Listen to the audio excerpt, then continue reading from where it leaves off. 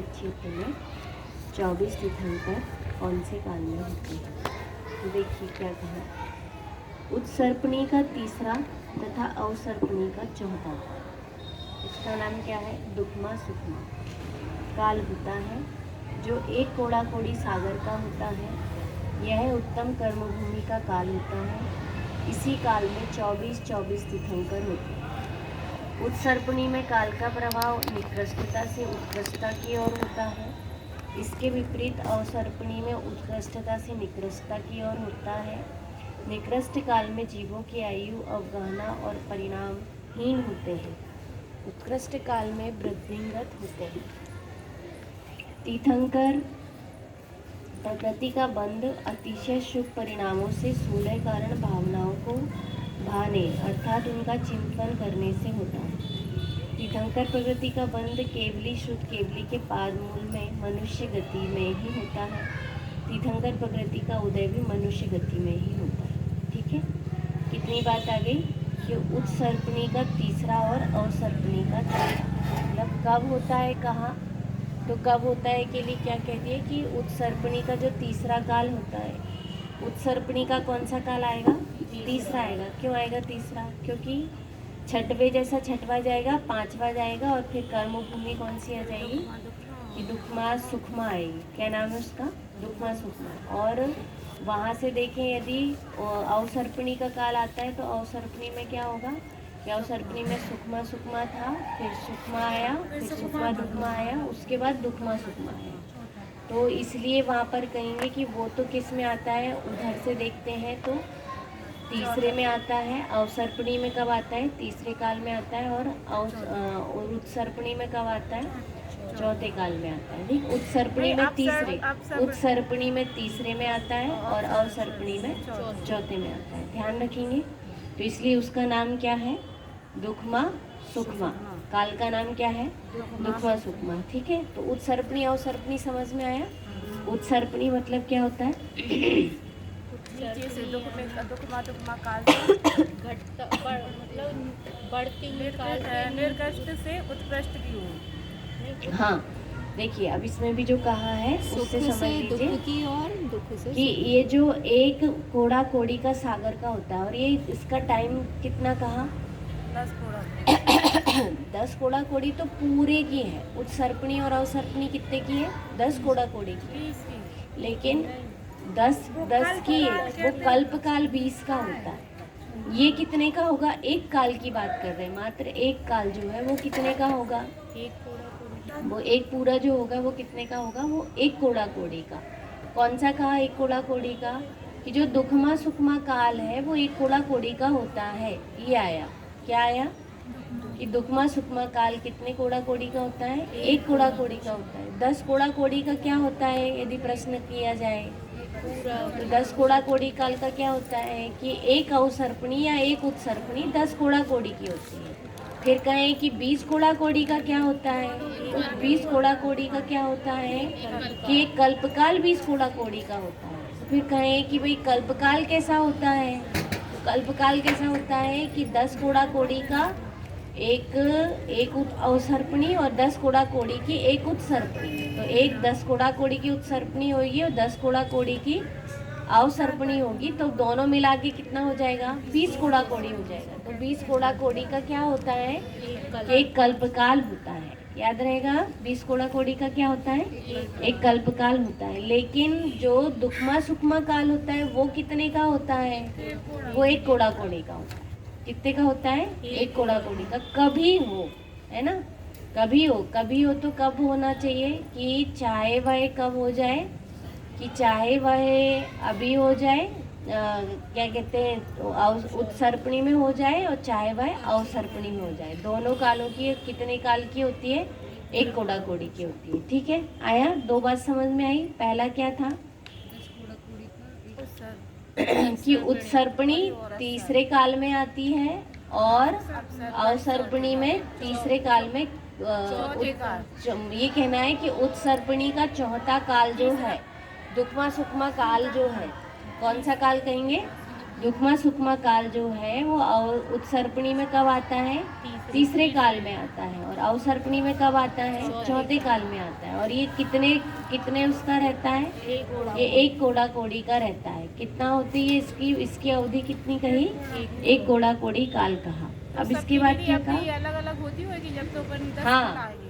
ये यहाँ पर जो होता है वो 21,000 वर्ष का होता है। पंचम काल कितने का होता है? 21,000 वर्ष का होता है। छठवां काल भी कितने का होगा? 21,000 वर्ष का होगा। लेकिन चौथा काल कितने का होता है? वो एक कोड़ा कोड़ी का होता है। ऐसे मिला के तो फिर इसमें का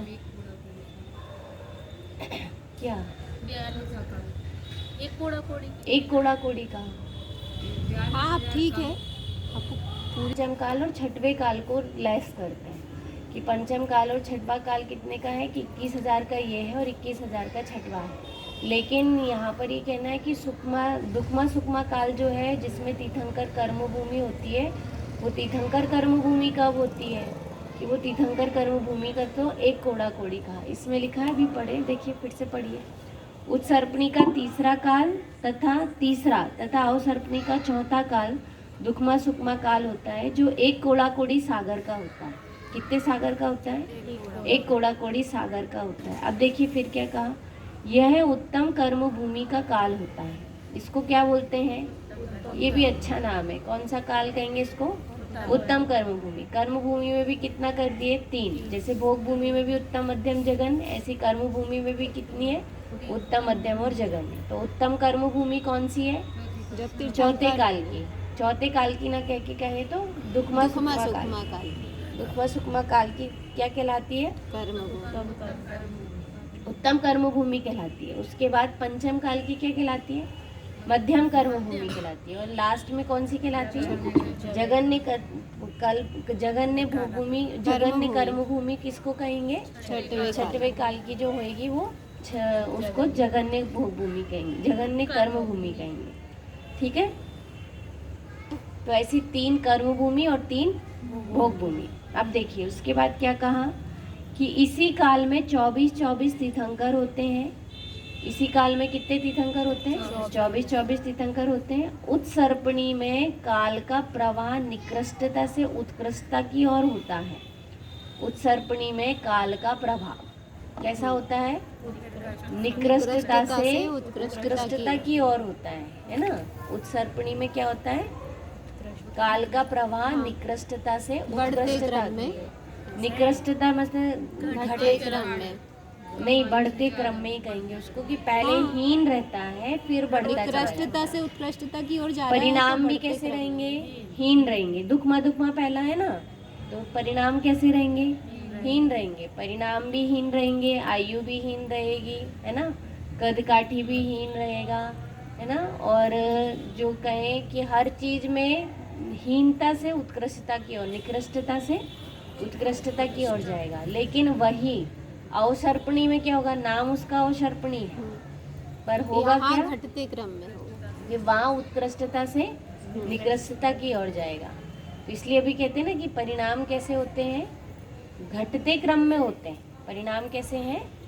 घटते क्रम में। तो देखिए पहले तो जो था, अब अपन देखें, जैसे अपन कहते हैं ना कि परिणामों को कैसे समझें, तो जैसे अपन पूजन करते हैं, तो जैसे पहले दिन पूजन का नियम लिया तो उस दिन क्या होता है?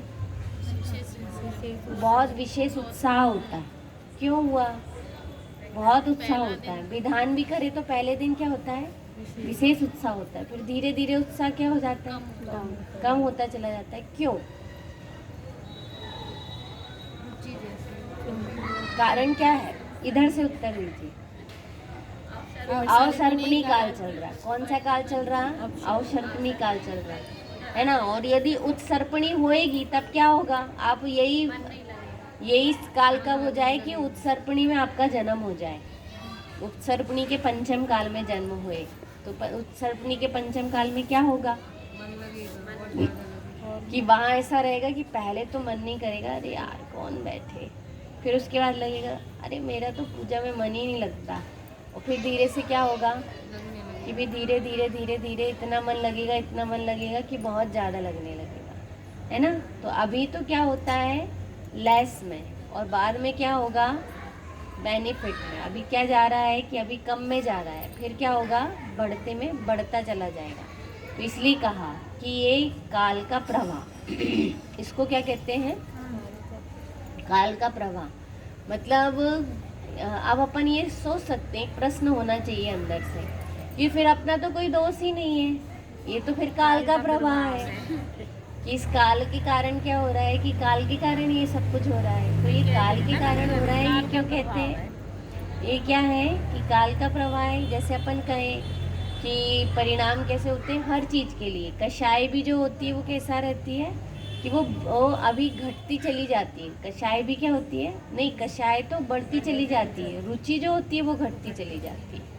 कषायों में तो क्या होगा, बढ़ने का क्रम रहेगा, है ना, और अन्य चीज़ों में क्या होगा, नहीं हर चीज़ घटेगी, पुण्य घटता हुआ पाप बढ़। क्या होगा, हर चीज़ क्या हो जाएगी, घटती जाएगी। परिणाम कैसे होते चले जाएंगे, गिरते चले जाएंगे।